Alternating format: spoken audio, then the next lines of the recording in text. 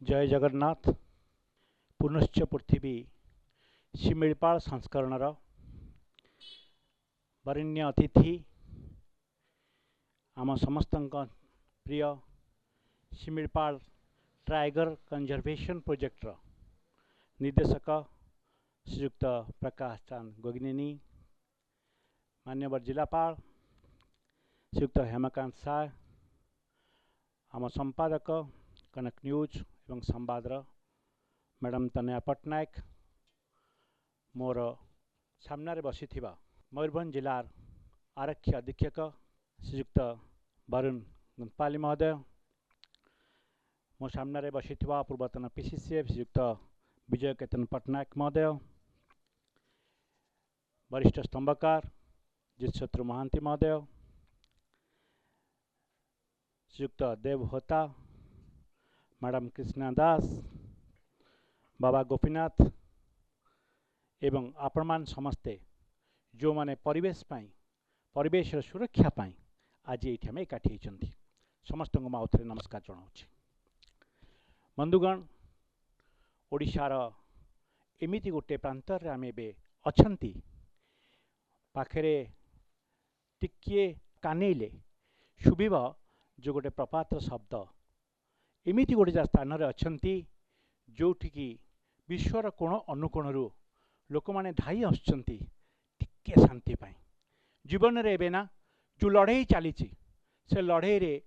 जो प्रसंग को मनीष सर्वाधिक गुरुत्व दौची टिके शांति टिके सुस्थ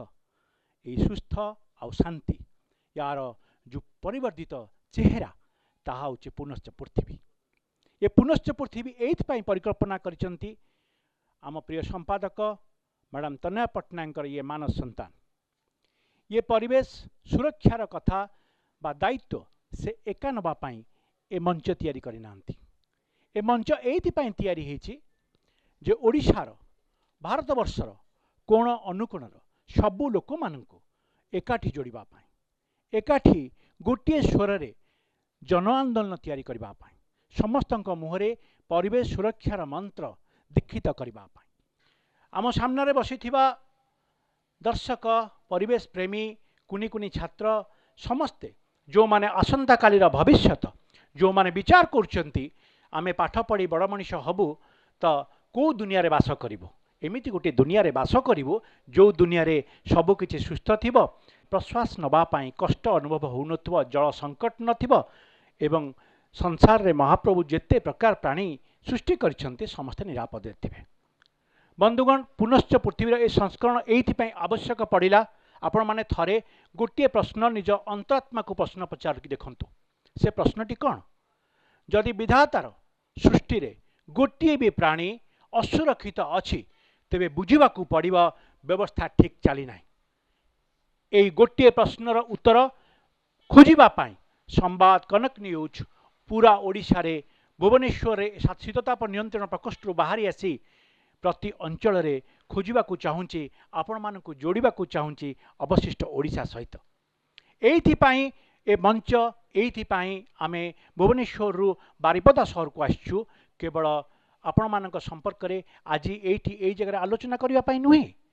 जो मंच रु जहाँ जहाँ वार्ता जीवना ताकू आपण आपणक परिवेश रे आपणक घरे आपणक पड़िशा रे आपणक गाँ रे आपणकर सहोदरक सहित टिके अधिक आलोचना करंतु। सतरे आमे को परिवेश रे बंचंती, जो प्रतिष्ठान माने एटी कार्य करूछंती, जो माने सामाजिक आंदोलन को ओल्हेबा एबे अत्यंत आवश्यक सेमानक पाई मध्य ए मंचर गोटे प्रश्न अछि, ताहा होछि सतरे आमे शिमिपाल पाददेश रे अछंती तो केमिति अछंती, आमे परिवेश को किछि बाधा पहुँचौनांती तो ए जगह एइथिपाई नियारा। जदियो पाखापाखि 2850 वर्ग किलोमीटर शिमिपाल बफर आउ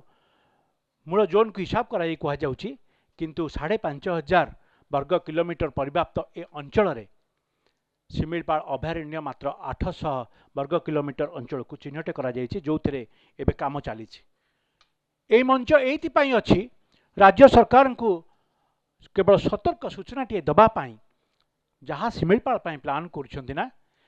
ताकू खंड खंड करी करंतु नाही। शिमिपाल कौनसी भी गछ लता प्राणी समस्ते सुरक्षित रहंतु ताहले आग शिमिळपाळर मास्टर प्लान तैयारी करंतु तापरे पादे पादे आगु को बढ़ंतु से मास्टर प्लान टी आज नाही ए मास्टर प्लान टी कौन हवा उचित ए कथाटी एई मंचरू जिलापाल आरंभ कर विशेषज्ञ पर्यंत समस्त पक्षरे यही कथाटा गोटे आह्वान रोचे गोटे प्रश्न रोचे आपण भावुवे गोटे जंगल संपर्क में कथा होचु आम जिलापाल और एसपी को कहीं डाकिछु आसंता 40 वर्ष 50 वर्ष आगु जिला कौन हम तार नक्शा से प्रस्तुत कर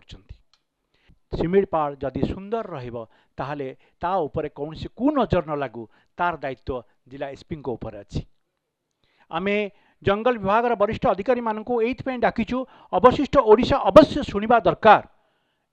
कौन कौन ताको पाखे आह्वान अच्छी शेष में मु गोटे कथा केवल कहवाक चाहिए पुनश्च पृथ्वी अभियान आमे ओडिशार कोण अनुकोण में पहुँचबू आपण मानक जोड़बू केवल संवाद खबर प्रकाश करिवार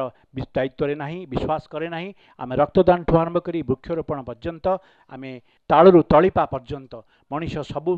परिस्थिति जहाँ जहाँ सामना करुच्ची तार उत्तर खोजा संवाद कनक न्यूज प्रयास करे ये तार गोटे सुंदर चेहरा बोली आमे वर्णना करने को चाहूँ यही अवसर में मो समस्त को आउ थे कृतज्ञता जनवा सहित मो अनुरोध करने को चाहे समस्ते सामिल हूँ प्रश्न पचारतु शिमिळपाल को सुरक्षित करंतु एवं शिमिळपाल जन आंदोलन आरंभ हो ओडिशा परिवेश मनस्क हो। धन्यवाद। जय जगन्नाथ।